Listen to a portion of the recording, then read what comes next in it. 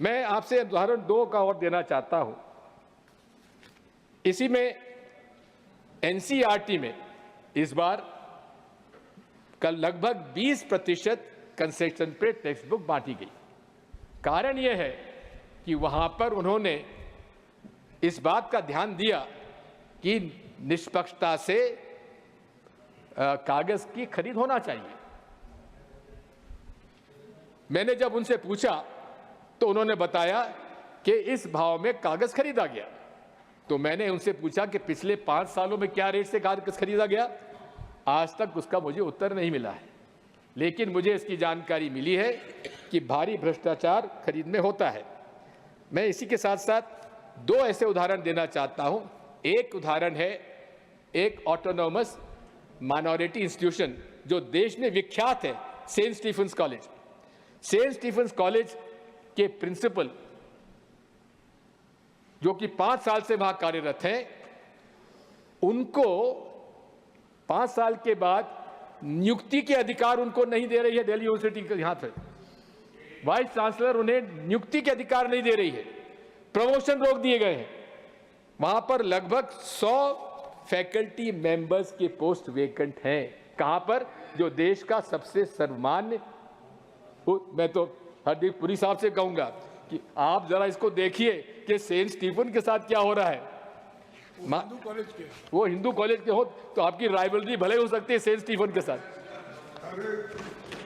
तो बस इसमें निवेदन करता हूं कि इसमें 100 पद खाली। इसी प्रकार से जेएनयू के अंदर भी, जो कि देश का एक प्रमाणित और विख्यात इंस्टीट्यूशन है, वहां 150 फैकल्टी मेंबर्स के प्रमोशन केस पेंडिंग है। 30 फैकल्टी एलिजिबल एसोसिएट प्रोफेसर अब भी असिस्टेंट प्रोफेसर बने हुए हैं। 30 फैकल्टी एलिजिबल प्रोफेसरशिप के लोग अभी भी असिस्टेंट प्रोफेसर बने हुए हैं। 50 फैकल्टी एलिजिबल फॉर प्रोफेसरशिप के वो अभी भी एसोसिएट प्रोफेसर बने हैं।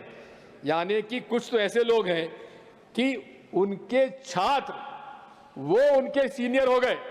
ये हालत है जेएनयू की, क्योंकि जेएनयू एक ऐसी संस्था है जो गरीबों को, गरीब परिवार के बच्चों को उच्च श्रेणी की शिक्षा देती है, जिसके साथ ये समझौता किया गया है।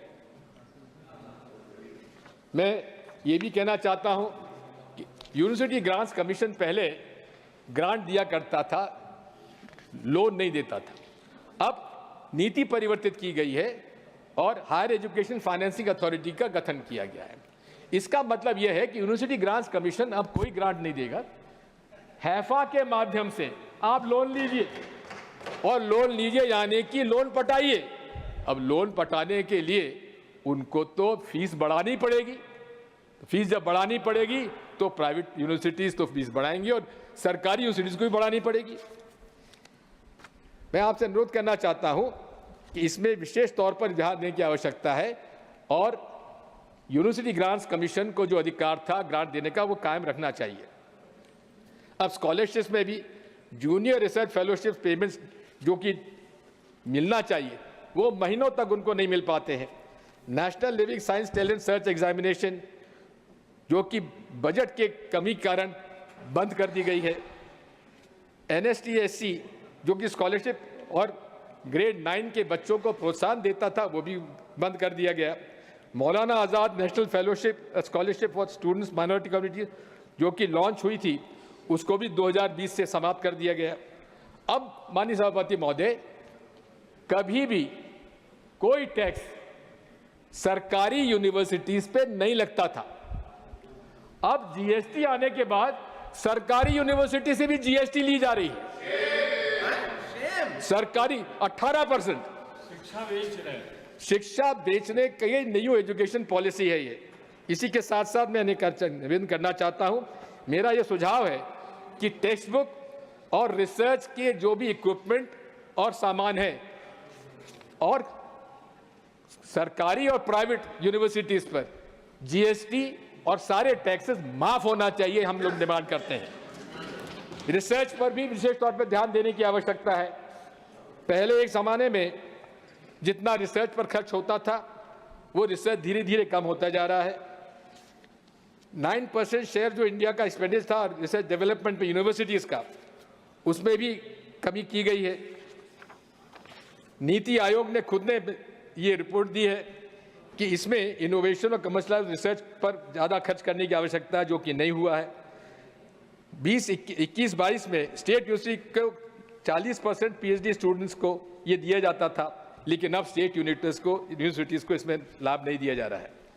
मैं अंत में इतना ही कहना चाहता हूँ माननीय सभापति महोदय कि इस बारे में रिसर्च में जो हमारे रिसर्च साइंटिस्ट हैं, जिनको पेटेंट की राशि मिलती है, उस पर भी कोई टैक्स नहीं लिया जाना चाहिए। एज एन इंसेंटिव उनको अपने पेटेंट से रॉयल्टी मिलती है, उसको रखने के लिए मौका दिया जाना चाहते हैं। माननीय सभापति महोदय, आई विल कंक्लूड। हालांकि मोदी जी कहते हैं सबका साथ, सबका प्रयास, सबका साथ, लेकिन करते हैं कुछ लोगों का विकास। शिक्षा के अंदर भी आप देखेंगे सांप्रदायिक रंग दिए जाने के संकेत हैं, करिकुलम में भी सांप्रदायिकता के संकेत है, नियुक्तियों में भी भेदभाव किया जा रहा है। अब आप विश्वगुरु बनना चाहते हैं। आप जब तक सुशिक्षित भारत नहीं बनाएंगे, तब तक विकसित भारत नहीं होने वाला, माननीय सभापति महोदय। और इसीलिए मैं आपसे अनुरोध करता हूं कि आज हालत यह है कि 1947 में 2 देश आज़ाद हुए, एक पाकिस्तान हुआ और एक भारत हुआ। पाकिस्तान ने कौन सा रास्ता चुना? थियोक्रेटिक, यानी कि थियोक्रेटिक स्टेट चुना, जो धर्म के आधार पर था। आज की हालत देख ली, उसकी हालत क्या है। दूसरी तरफ भारत ने लिबरल मॉडर्न सेक्युलर डेमोक्रेसी चुनी, और आज हम लोग कहां पहुंचे हैं। इसलिए साथ मैं आपसे अनुरोध करना चाहता हूं कि विचारधारा की लड़ाई हमारी है, और माननीय सभापति जी, विचारधारा के आधार पर यही देश में आज संघर्ष चला हुआ है, जिस संघर्ष में हम पूरे तरीके से उन लोगों के साथ हैं जो पूरे देश में सबका साथ, सबका विकास और सब लोगों एक साथ लोग के काम करेंगे और सबको सुशिक्षित करेंगे, एक्सेस देंगे, क्वालिटी एजुकेशन देंगे, तब हम लोग उसमें विकास कर पाएंगे।